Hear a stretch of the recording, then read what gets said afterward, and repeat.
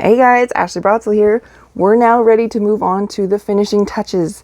The strap or the optional button. These things are going to make your bag a bag.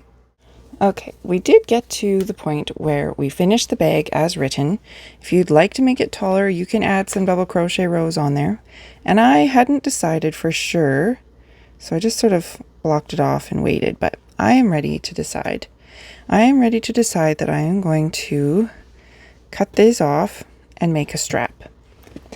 Our cute pouch is adorable, but it's just, we need a purse. So you'll see that the bag kind of twists. When it comes time to put your straps on, you're going to want to make sure that the seam is lined up. That twist, once you put stuff in and basically like block your bag as you're using it, you can block it on a blocking board if you want. I'm not going to. Make sure that these corners lined up here. That's where you're going to join.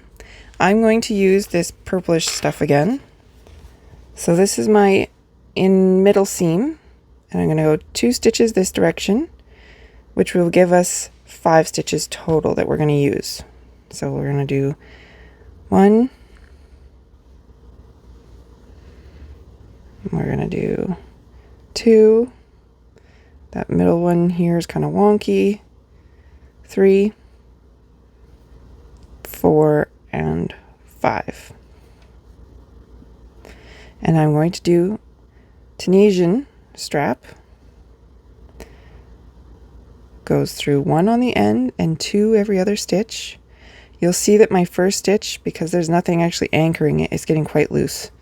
So we are going to anchor it pretty soon here, don't worry. Just give it a little twist around the yarn that you're working with. That helps it to be anchored. So now we have to pick up 5 stitches again. The one that's on here is number 1, and I'm going to use a Tunisian knit stitch. So you can see that this makes like a loop, and that's coming through, and you can see the loop over here. You're going to go right into that loop and all the way to the back. That's the stitch that you're going to use. But of course we want this to stay on the hook. I'm going to go all the way to the back, and this one we've wrapped it around. We can wrap it every stitch. So at the back here again, we're going to wrap it around, and we go through the next one, bringing up a loop. Make sure it's not your twisty tail. 1, 2, 3. Here's the 4th one. And wrap this around again. And then on the last one here, this is the front bar. If you turn it on the side, there is the circle kind of loopy thing. So that's, you want to go under both on the side and bring up a loop. So now this has been twisted a few times, and I'm going to leave it over there. I'm going to weave it in properly when I'm done making my strap. So we have 5 stitches on there. I'm going to grab 1, then every other time it's going to be 2. 1, 2, 1, 2, 1, 2, and 1, 2. So now we pick up 5 again. So this is number 1. This is number 2. We're going to go right to the back, bringing up a loop. This is number 3, right to the back, bringing up a loop. Oops, don't get stuck. Oh, I'm still stuck. I'm going to do that one again because I got a funny loop. There we go. And 4. So now 5, you can turn it. You can see makes this little loop. So we're going to go under the front and the back of that, bringing it up 1. And that, we're going to just do that until your bag strap is as long as you want it. I am going to measure this tiny bag onto my 4-year-old daughter. If you have a person to measure it on, you can measure it, or you can compare it to one of your other bags. You can look it up and say, what's an average measuring? It depends on what yarn you're using. It depends on what person this is for. It depends if you want it to be on your shoulder, crossbody. You want to just hold it with your hands. What kind of strap do you want to put on? You don't even have to use this stitch if you don't want to, but this is what I'm going to do. And we're going to go all the way, and I'll show you what to do when we get it long enough. Once you have your strap as long as you need it, you are ready to cut your yarn. If you are familiar with Tunisian crochet, sometimes it will feel a bit weird at this point. Where is my string? There we go. Normally, to finish off, you would now do like a bind off stitch. It's not really necessary for this because we're joining it to the bag. So make sure we leave enough yarn for sewing it. I'm going to move this back out of the way. We're done with that. And then you can just pull your yarn right through. We are ready to join. Now, it is important when you're joining it to your bag that you get it on the exact other half of the bag. You don't want your strap to be wonky.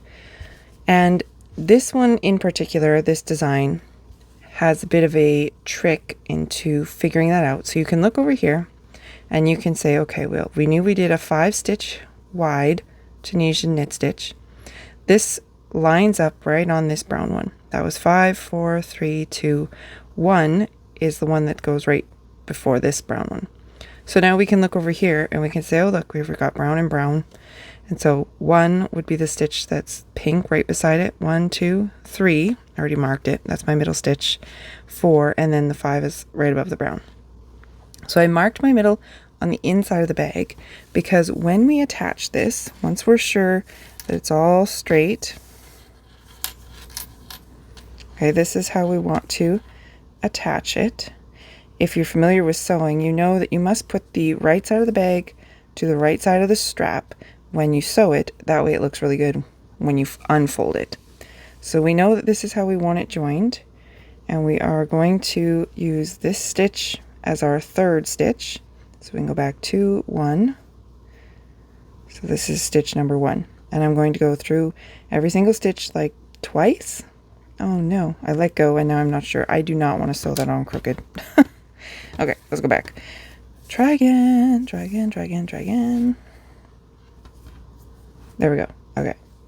So this is how we want it to be. Give me that needle. Do not drop it this time. So I know this stitch marker is my 3rd stitch. So I go back 2, 1. This is the first one that I'm going to use. And I'm going to line it up here. We had our stitches. We know we had 5 stitches. So the first one is where this is coming out, that loop there. You can go right back in it. Your yarn's not going to disappear because it's getting wrapped around the bag. So it goes in there, and I like to make it quite tight, and I like to do every stitch twice because this is the straps for the bag. This is how the bag is going to be held, and I know my daughter, she is going to put a lot inside this bag. She is going to load it to full capacity, and she is going to test those stitches. They're going to hang on for dear life. So I'm going to make sure that it's nice and tight. That is my bag. She pretty. And right now you can still tell that it twists. So the bag straps don't look like they're on the sides. But as you use it, it'll basically block itself. If you don't want to block it, I wouldn't. Oh, looks like I didn't quite cut that very good. Sometimes I work in the dark, and then when I turn this big light on for the recording of the videos, I see things and I'm like, ooh. Okay, so bag done. You could block your bag if you want, but as you use it, this is just going to straighten itself right out. So I'm not going to bother blocking a bag for a 4-year-old. The other thing is that this open gap here, you can leave it open like this, but my girls really want me to make a button. So I'm going to let them pick the button tomorrow. We are almost finished our bag. Technically the bag is finished, but my daughter would like a button clasp. So this is the button she picked. It is not the button I would have picked, but that's okay. And we are going to line it up in the center of the bag. I know my bag is still a bit twisty. I haven't blocked it, so this is actually the middle stitch on these 2 bumps, kind of the middle of the paw. So I'm going to follow that up here, and this is the stitch I'm going to be using. I should have threaded my needle first. I pulled apart this yarn. It was 4 strands, and my needle is very tiny to fit through these tiny buttonholes, so I could only do 2. Maybe. I'm hoping 2. 1 might be all I can manage, but I thought I could do 2. Come on, come on.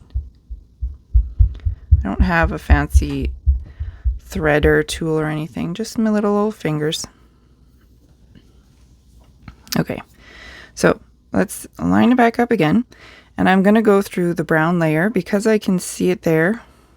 And I want it to be through the brown layer and the purple layer just to make it extra secure. It's for my 4-year-old daughter, and you know, toddlers, well, she's not really a toddler anymore, I guess. But kids, little kids, they can be a little bit rough on their things. So I try to make things extra secure when possible. Okay, so we've come through here. I am going to knot this one up. So that end I will weave in, but for now I'm just going to go back through my button a few times. I don't know how many times I'll do, 2 or 3. I usually do 2 or 3. I don't know, maybe there's a button manual somewhere that tells me how many I am supposed to do, but I usually just do 2 or 3. I guess since this is 2 threads, it's sort of like doing 6. Where's my little hole? There we go.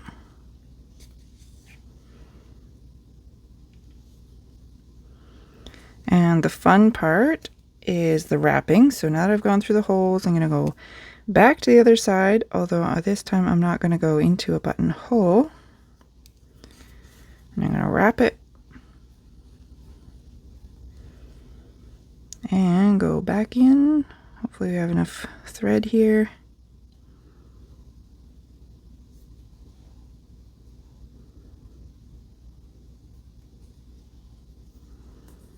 There we go.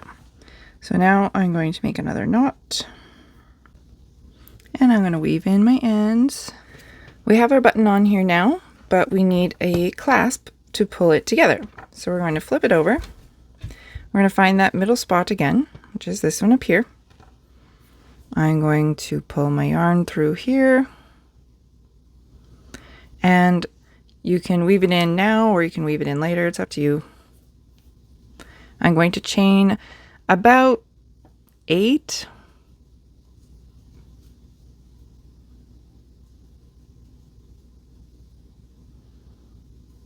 And then I'm just going to pretend, I'm not actually going to cut it off here yet.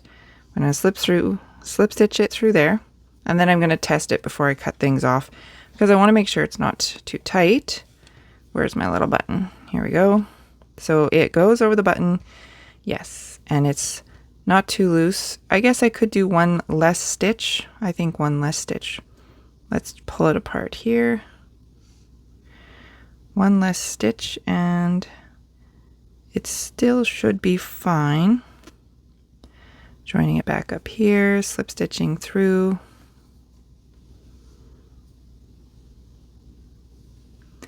Does it still have enough room to get off the button? Yes, it does. So that'll be fine. So now I'm going to cut my yarn,